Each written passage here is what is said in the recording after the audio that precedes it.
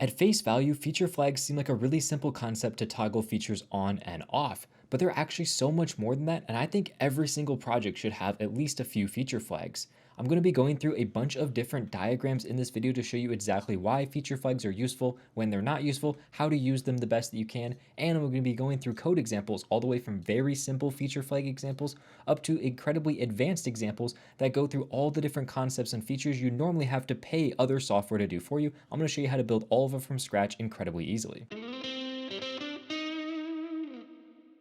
Welcome back to Web Dev Simplified. My name is Kyle, and my job is to simplify the web for you so you can start building your dream projects sooner. And to get started, I first want to explain what feature flags are before we start to go into the pros and cons and then code examples. So to get started, imagine that you just have an application that renders out a page with some product information on it. Super straightforward. And you decide, you know what, I want to add analytics to this page. So if you're not using feature flags, this is what you would do. You would take your page, you would add the analytics section to it, and you're done. Relatively simple and easy to work with.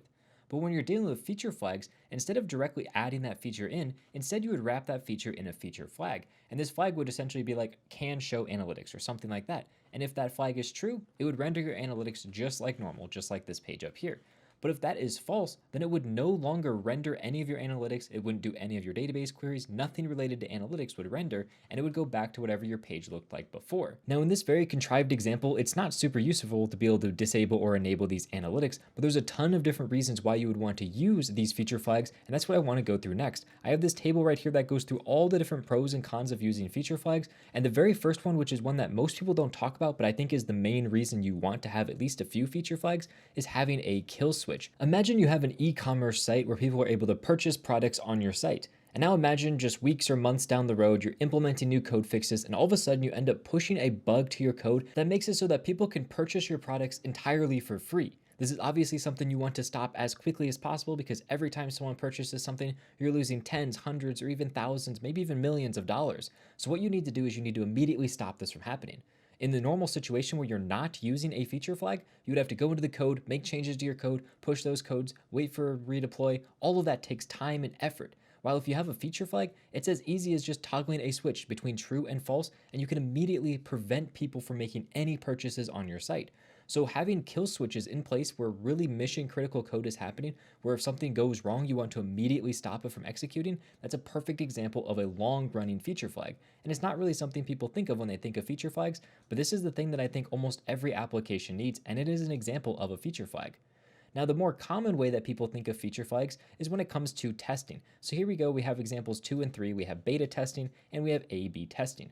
Beta testing is great if you want certain users to be able to opt into like a beta version of your product. They can just go into their user settings, click a toggle and say, I want to test brand new beta features. And now you can make it so that users that have that flag enabled can see all of your different beta features, while users that don't have that flag enabled can no longer see those features. Again, this is an example of a feature flag, and you can make it as complex as you want. You can make it so like 10% of those users see the beta features. You can make it so, admins can see those features. It's entirely up to how you want to configure it, but you can make it so it's really easy to do beta testing. Same thing with A/B testing. You can say, you know what, I want 30% of all my users to see this specific feature, and the other 70% won't see it. So now you can really easily A/B test to see, is this thing increasing conversions? Is it decreasing them? That is, again, another perfect use case for feature flags. Now, another couple things, these last two, most people don't really talk about, safer refactors. Essentially, you can use a feature flag to wrap code that is brand new and say, don't execute this code. Instead, I want you to just test this code. So let's say that you want to create a query to get a bunch of different products, a SQL query, and you write that query and it's working fine, but it's kind of slow and not super well optimized. What you can do is you can write a brand new query that's going to do that exact same SQL query, but it's going to be a different SQL query. So it's getting the same data, but it's written in a different way that's maybe more optimized and quicker. But you're not 100% sure if that's going to return the exact same results in every single edge case. So what you can do is you can write a feature flag that allows you to toggle between these two different ways of going. So you can say, okay, you know what, always fall back and use the original normal way that I did this, but in some scenarios, maybe use the new way. Or you can even have it so it runs both options side by side, compares the results, and still returns the original way. And then when you're ready to actually swap over, all you need to do is swap a single flag and it can swap over to that brand new way of doing things. Also, it makes deployments much easier, and that's because if you have some code that you're writing and working on for a brand new feature, but you don't want that feature to be deployed to all the users, but that feature is already in like your main master branch, and you haven't done a deployment yet, but it's in that main branch on GitHub. And now all of a sudden you need to make a crucial security fix to your application. Well, normally what you'd need to do is you need to roll back your code to the specific version that's already deployed, make the change there, push that out, and then you need to modify all of the other code that's currently in your main branch to take in all those different changes. It's kind of a huge pain, but with feature flags, when you deploy this thing to the main branch, you can just have it behind a feature flag, so now you can still deploy that code to production because all the new code is essentially hidden behind feature flags, so it makes it easier to do your deployment if you don't want to release certain features, but you want to do a deployment. Now, there are definitely cons when it comes to feature flags though, and the biggest one is the increase in complexity, because instead of just having your code that runs, you now have a bunch of these if checks that say, if this feature flag's enabled, do this, otherwise do this. So your code's more complex because now you have extra levels of branching inside your code, and that directly leads to having more code that you need to write, because now you have multiple scenarios you need to cover. Now, the one benefit of feature flags, unless it's for something like a kill switch, is more often than not they are going to be temporary. You have that feature flag in there for maybe a month, couple months, at most maybe a year, but really it should hopefully just be like a month or two that you have that feature flag in there, and then you remove that feature flag. But this does require a certain level of maintenance. So the next con is that it does require maintenance to go through and remove these feature flags when they're no longer needed. Because if you don't do this step of removing the feature flags when they're no longer needed, it drastically increases the amount of code and complexity you have. Now, finally, this is a pretty minor point, but it does include new failure points because obviously you have new code that you've written, and this feature flag system could have bugs inside of it, so that would again be a failure point that you could run into. Now, this is a bunch of talk about what feature flags are, why they're useful, and why they're not, but let's actually see them in practice inside of our code. So we have a really simple code example here that implements feature flags in TypeScript and next.js, but the code that I'm showing you will work in any language you want. So really, the most simple way you can have a feature flag is just true or false. Is it enabled or is it disabled? This is an example where we have that product section and we're adding in the analytics. I can come in here to my feature flags and say, you know what? I'm going to set this one to false, and now all of a sudden that thing no longer shows up on my page. This is by far the easiest way to implement your feature flags. There's quite a few pros and cons of doing this. We'll get to those later about where you want to store your feature flags and so on. But one downside to doing feature flags like this is you can't do anything based on the user. You can't do percentage rollouts. It's just true, false, and that's it. But if you just want the most simple way to do these feature flags, you can do it just like this. You can even store them inside of an environment variable to make it easier to change. So I can say that this is going to be like feature flag advanced analytics. There we go. And then I can go into my environment variables, and let's say I set that to true, and then inside of here, all I would need to do is say process.env is equal to the string of true. There we go. So now you can see that that's showing up, while if I put in something like false inside of here, it'll no longer show up. So I can put that in an env variable, which makes it much easier to change because I don't have to redeploy my code. I can just go into my deployment settings and change that right there. Now, inside of next.js, I'm specifically creating a component to make this easier to work with. This is just a feature-enabled component. As you can see here, that component just wraps anything, a card, doesn't matter what it is, it just wraps some content. And if the feature flag is enabled, it shows up. And if it's disabled, it doesn't. And as you can see, the code for that is super straightforward. I just say, is the feature flag true or false? If it's true, render out the thing. Otherwise, don't render out anything at all. And you can use this code wherever you want, however you want. Doesn't matter if you're in Next.js, React, or something else. All of this code is going to work. The only thing that you'd have to modify is obviously you wouldn't have this component if you weren't working in React. Now, before we start diving into the more advanced implementation of feature flags, I do want to talk about some more pros and cons of feature flags, and that's about where you should store your feature flags. There's a lot of different places that you can store your feature flags, and the ones that I've showed you so far is storing it inside of your code and storing it inside of an environment variable. Both of these are relatively easy to get started with, but they have quite a few limitations. Now, the other main places that you can store this is going to be inside of a database, or if you pay some type of software to do this for you. Obviously, we have a SaaS, so this would be like some paid software you use, and they store this all for you in their own databases, in their own cloud. Now, if you do everything in code or in environment variables, implementing that is very easy. As you could see in the code that I already showed you, the implementation was incredibly simple. Also, if you want to access these feature flags, the speed to get that information is incredibly fast as well, because it doesn't need to make any API requests, it doesn't need to access a database, it just looks at the actual raw file right there inside of your code. Super simple, super quick, it's literally as quick as you could possibly get it to be. Now, if we go over to databases and SaaS, implementing your own database implementation is technically harder than doing in code or environment variables or SaaS, but it's really not that difficult because you're really not storing that much information. So I labeled it as hard, but that's only because it's harder than in code or environment variables, but it's really not that difficult.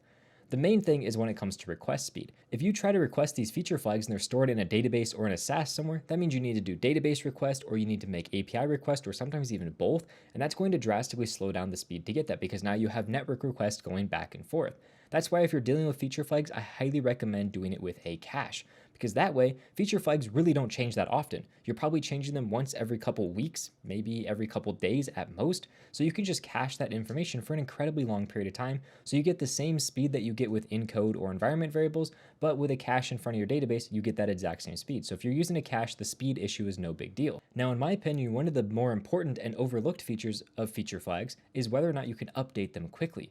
If you're doing an in-code example, I need to go into my code, modify my code, deploy that code, and then it finally registers that change on my site. Same thing with environment variables. I don't need to modify my code, but I need to modify my environment variable and then redeploy my entire application.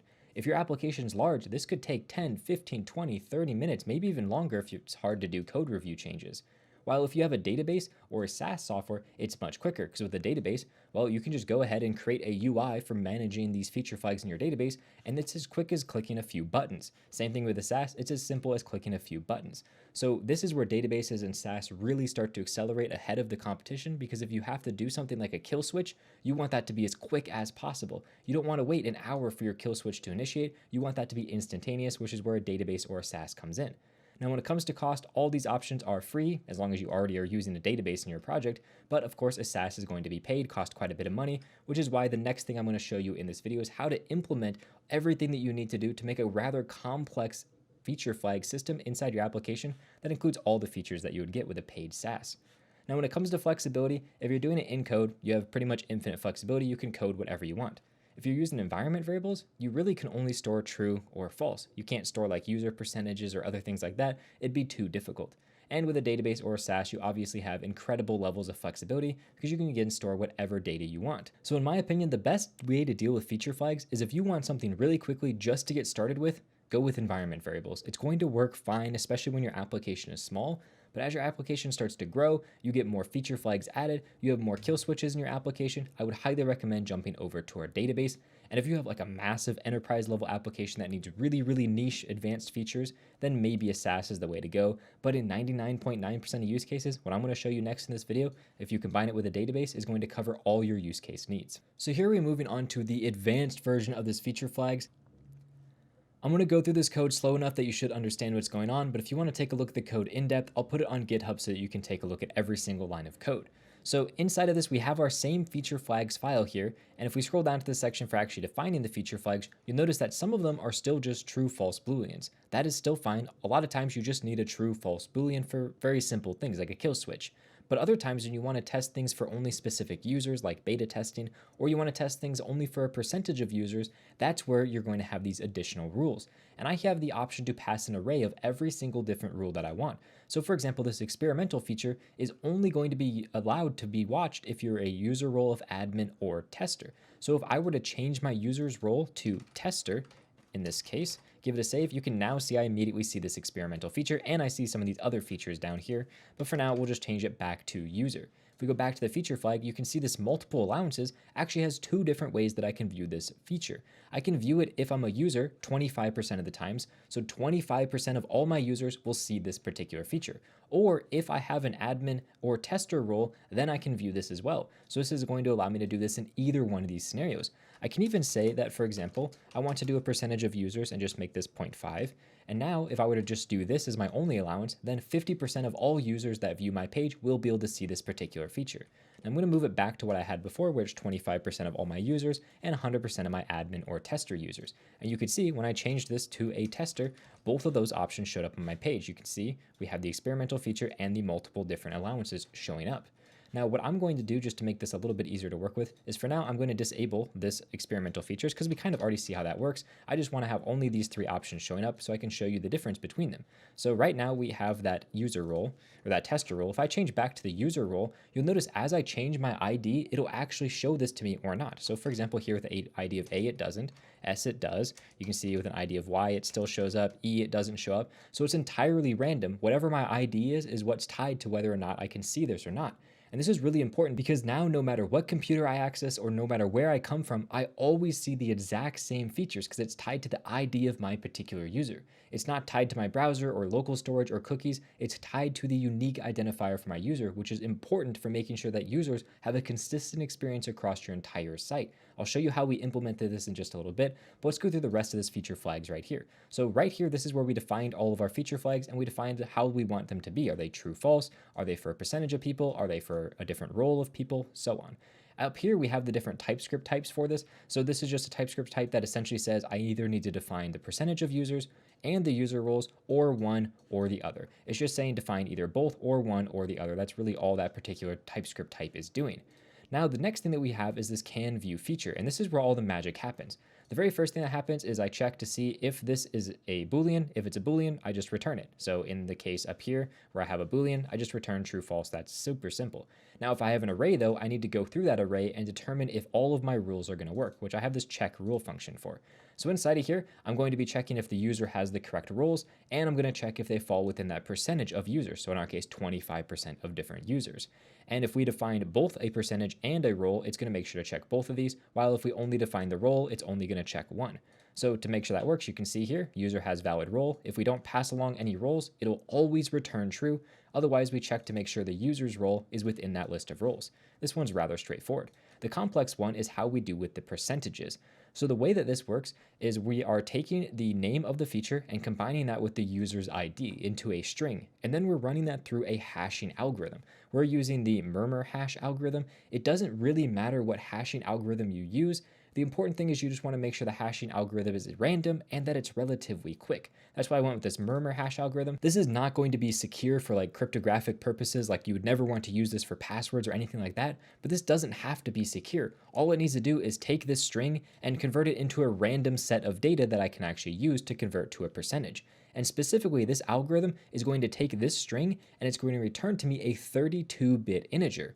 So all that I've done is I've taken the maximum 32-bit integer value, which is this value right here, and I'm just dividing what I get from here by that 32-bit integer maximum. So essentially I'm saying here's the maximum value this can be, give me a value between those, and then convert that to a value between 0 and 1. That's what this division right here is doing. Essentially, it's the exact same as doing math.random where you get a value between 0 and 1, but I'm doing math.random based on this particular input of my feature name and my user ID, and I'm then comparing that to the allowed percentage. So only 25% of users will be able to access this because this murmur hash will evenly distribute all the user IDs across that spectrum between 0 and 100. Now, originally when I implemented this, I used the hashing algorithms built into the actual JavaScript language, but unfortunately those are much slower because they're meant for more cryptographic purposes. So instead I went with this much quicker algorithm instead that doesn't have to rely on async await or anything like that. Now this is where the bulk of the actual changes in our code go, and it's really easy to actually work with this because for the most part all you do is you just add in whatever feature flag you want here, and then you define all your different rules. Now, it doesn't matter if you store this with environment variables in a database or whatnot, if you store it directly in your code like this. I'm showing you this as an actual code implementation, but if you want to store this in a database, it's very easy. All you do is you just store this Boolean for true, false, and you can store essentially all the data for these different rules. It's very simple to store this in a database. I'm not doing that in this tutorial just because it adds more complexity and isn't actually important to understanding how these feature flags work. Now, if we go back to that component that actually renders out whether or not we can view this thing, it calls that can view feature function, which if we look again is just this function right here. And then if it returns true, it renders the children. Otherwise it returns null to render out nothing. And the important thing is we're getting our user and passing it in because we need that user ID and the user role information. For now, I'm just having this be a completely fake user, but you can imagine working this into your authentication system. Then inside of our page, everything else is exactly the same, and depending on which features we have access to, we'll show them up. For example, if I am a tester, I have access to many more features than if I was not a tester, or if I'm an admin, again, I have access to more features than if I was just a plain user. Now, finally, the kind of last thing I want to talk about is one of those extra bonus use cases for this. So if we go to feature flags, I have a feature flag for test new products query. And inside this products page, essentially I have my way that I'm querying my products. I just have a SQL query that's selecting everything from products. And I'm like, you know what, this SQL query is kind of slow. I want to change it to try a different SQL query to see if it's going to be faster. So I have a feature flag that says, hey, can I use this newer version of the query? And if I can use this newer version, well, then I'm getting all of my products using this new version of my SQL query, which is using these other methods. You can imagine this is an entirely different SQL query with like joins and so on, much more complex than what I have written here. And all I'm doing is I'm just comparing, hey, are these two values, the alt products and my products, are they exactly the same?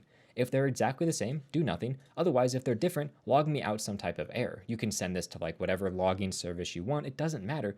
But this is a really easy way for me to be like, okay, I have my normal way to get my products. And whenever I want to, I can turn on testing to test this new way to get products. That way, I can easily turn it on and off in case it causes actual performance issues or anything like that. But while it's enabled, I'm able to compare the results of these two different queries to make sure that they're exactly the same, which will give me more confidence the next time I deploy, because now I've had maybe weeks or months where these two queries have been running side by side, and I know they return the same data, and I can eventually get to the point where I just copy up this new query and I delete all of this code right here, and everything goes back to exactly how it worked before. So this is another really great use case for these feature queries. Now, if you want to see more videos where I deep dive into concepts like this, please let me know. I actually really enjoy these videos. I'll link some of the ones I've done over here, but if you want to see more like this, let me know down in the comments below. With that said, thank you very much for watching and have a good day.